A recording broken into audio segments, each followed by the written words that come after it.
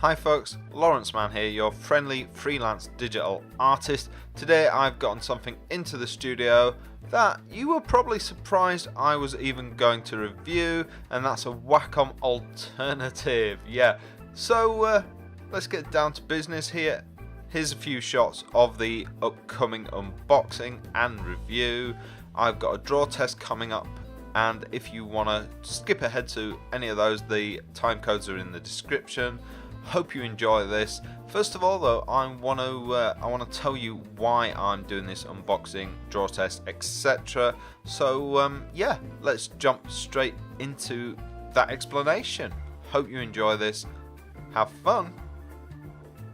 Over the 2 or 3 short years that I've been on YouTube now, I've reviewed the Wacom Cintiq and the Dell Canvas and various other tablets and monitor tablets, and it's been absolutely great. A lot of the time something comes up again and again, and that is the topic of Wacom alternatives. I've never given these much of a shot. I've used Wacom now for over 20 years. I've used Wacom since the mid-90s, and yeah, I support them wholeheartedly.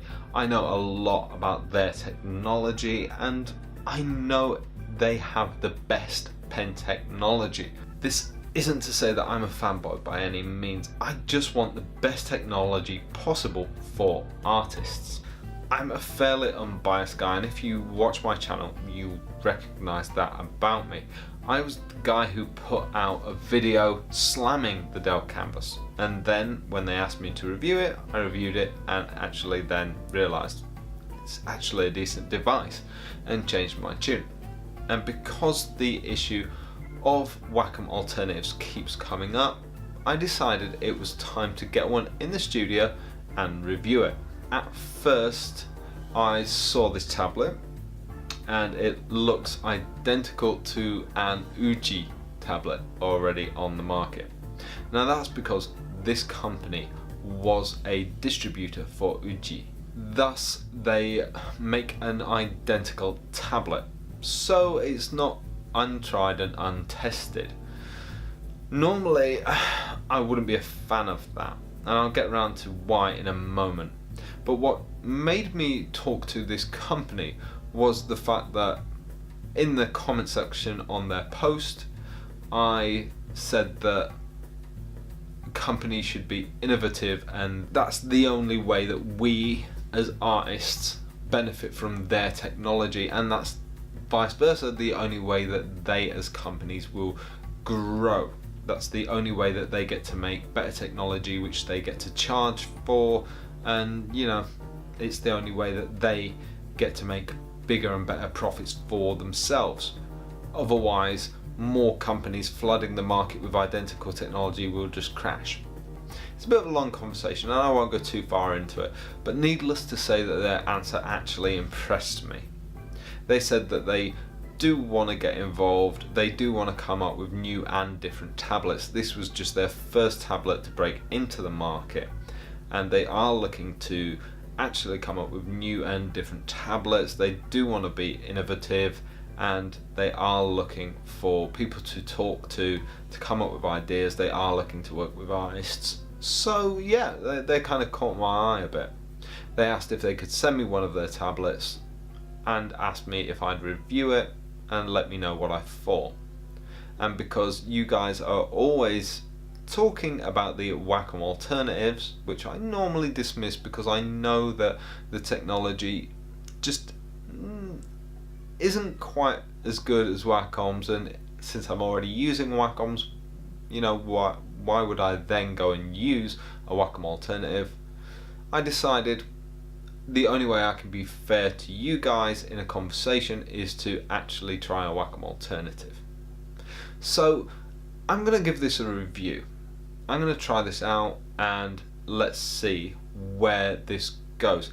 Now, one thing I'd like to say straight off the bat is this conversation for me is not just about reviewing this product, but about seeing what could we do to this tablet to make it better. How could we innovate on this technology to make it different from a Wacom tablet? to make this company stand out from other Wacom alternatives, to give a company like this a fighting chance in the market, so that they could then go ahead and make a difference in the market. So this is the PN2150. This is a 21.5 inch IPS screen. There's the screen protector that comes in the box with it, and that's quite good to get a free screen protector. There's the CD-ROM drivers and a little thank you card that comes with it as well. There's some instructions, they're all in English. It's quite well laid out with colour images as well, which I immediately thought was quite nice. Mystery box, I always like the mystery boxes, and immediately you can see the items are quite well packed in there. We'll go through them all one by one. Just wanted to show them that they were quite well packed in the box. So let's get the tablet out first of all. Immediately the first thing I noticed was it's very glossy. So here are the items. Fingerless glove to protect that very glossy screen, and you've got the USB cable. Now it's got that regular stand that comes with every Wacom alternative. There's a HDMI cable. First thing I noticed was it looks quite well designed for a Wacom alternative. It's got two charging cables for the pens there. There's the stand, which we'll talk about in a little while.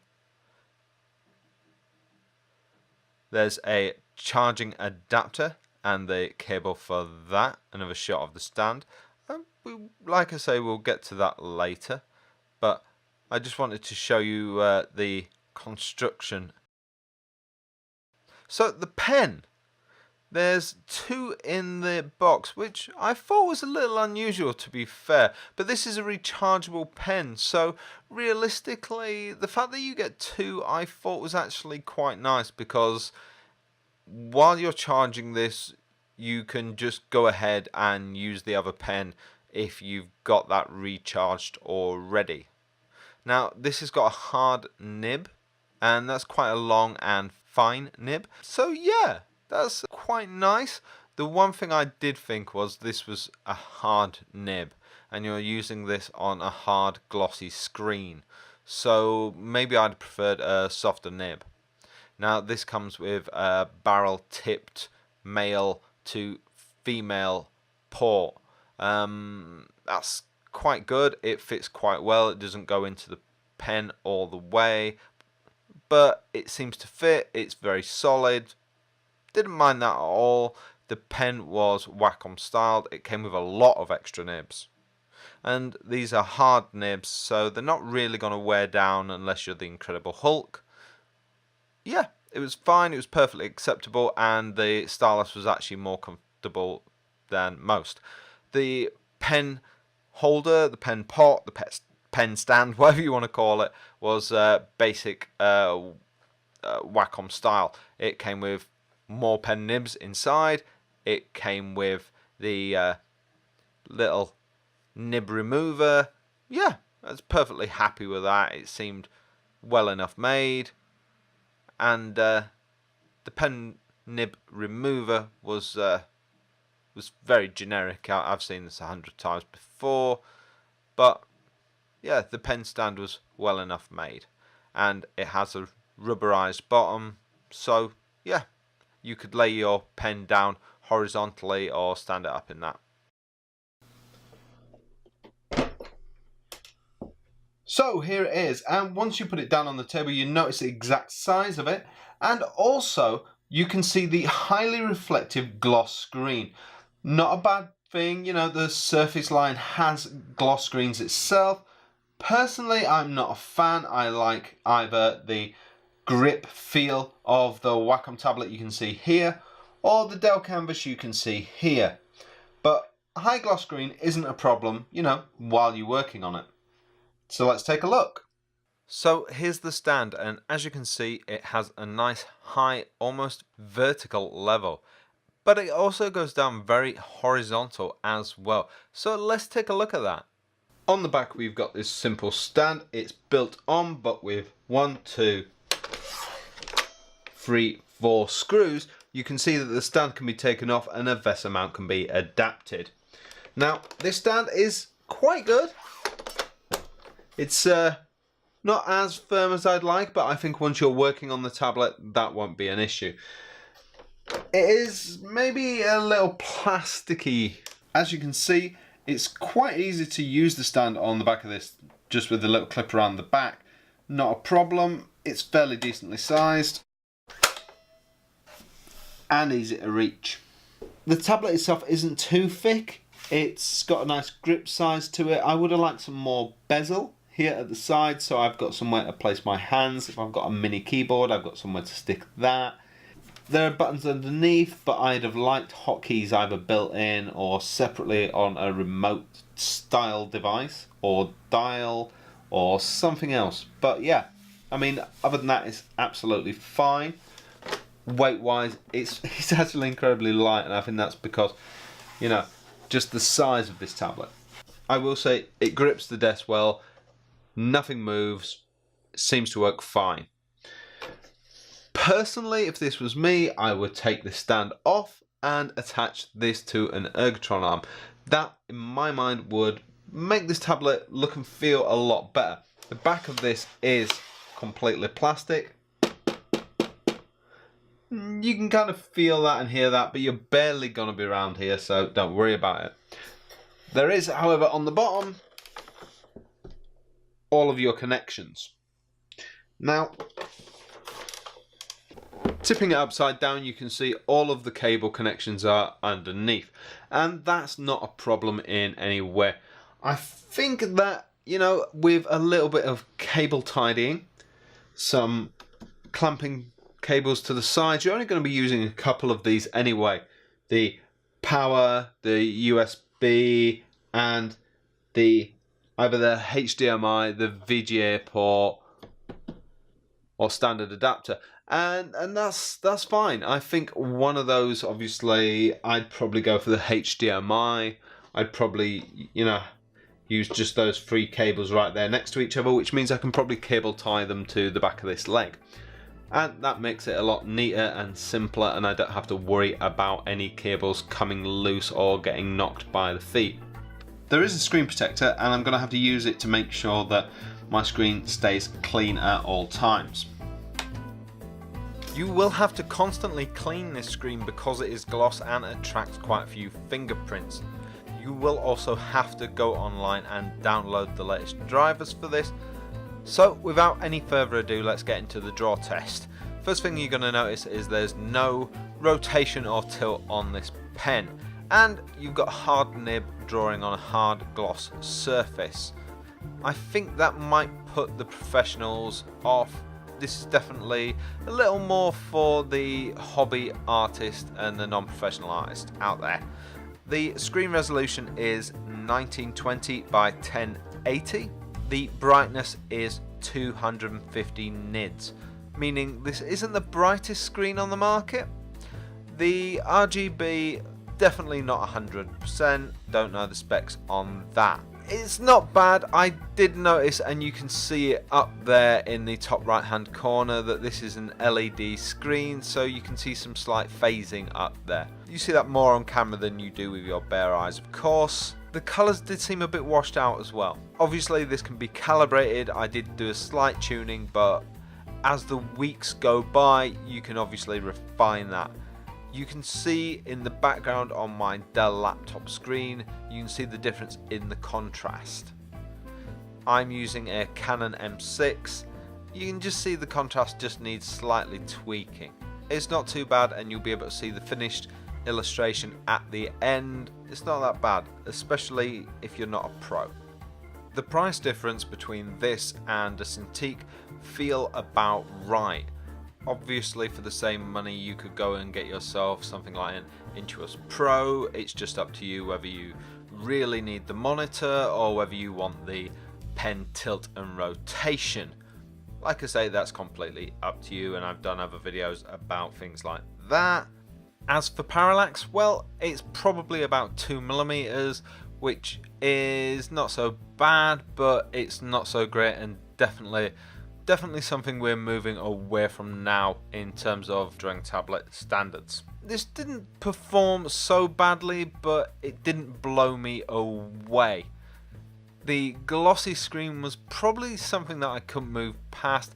The screen protector, even though I haven't used it yet, I hate screen protectors in general because I can never put them on without getting a bubble.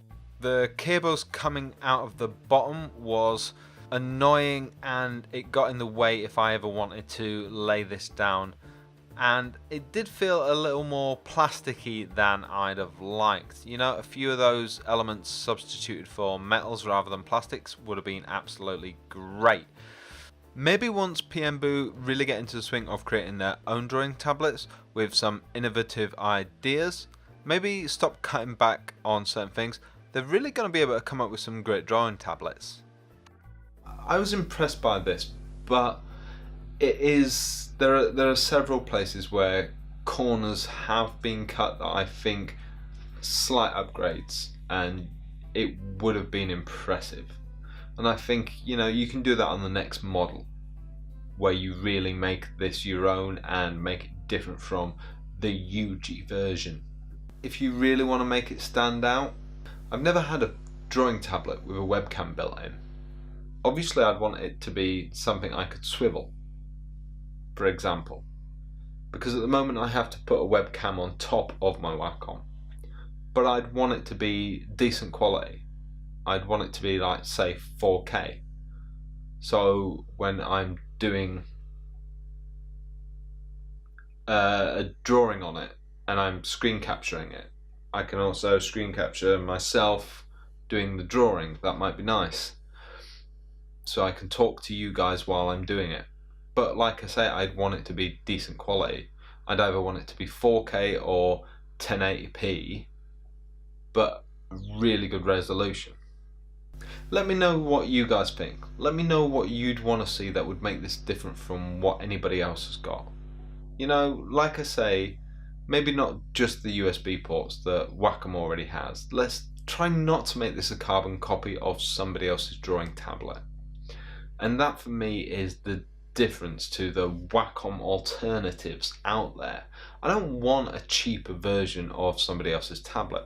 While that's great for the people who want a Wacom Cintiq but can't afford one, I want to flood the market, so to speak, with innovative tablets that force other companies not just to drive their prices down, but to improve their own tablets with better ideas, with more innovative technology that improves our artwork, that makes us better artists, illustrators, designers, creatives, photographers, and everything. I want them to make us better, because the only way you get better is by trying.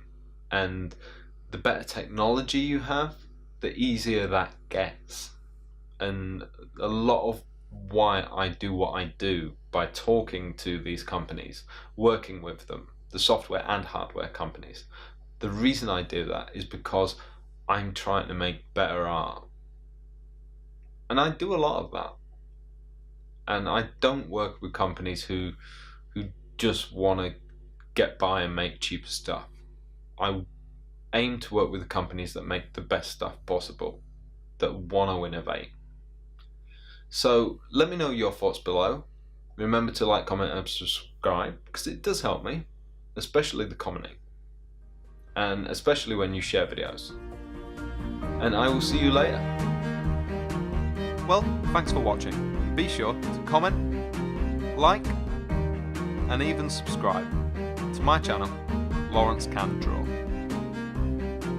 And if you really did like what you saw here, you can see more of it on my website, lawrenceman.co.uk. I'll see you next time.